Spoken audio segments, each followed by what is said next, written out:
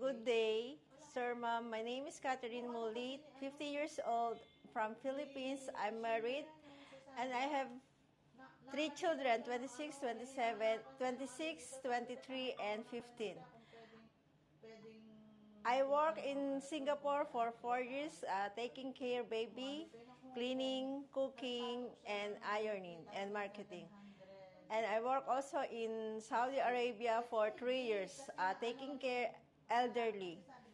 And I cook also, cleaning, laundry, ironing, and ironing. And I'm working in Hong Kong for 6 years. My first employer is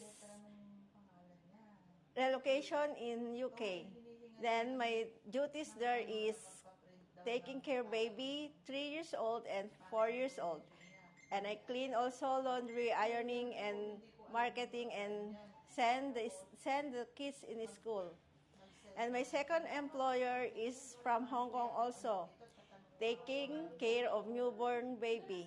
My duties is cleaning and cooking only. While my last employer here in Hong Kong is I taking care 1-year-old baby.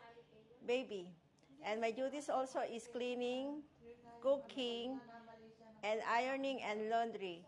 Thank you, Ma'am.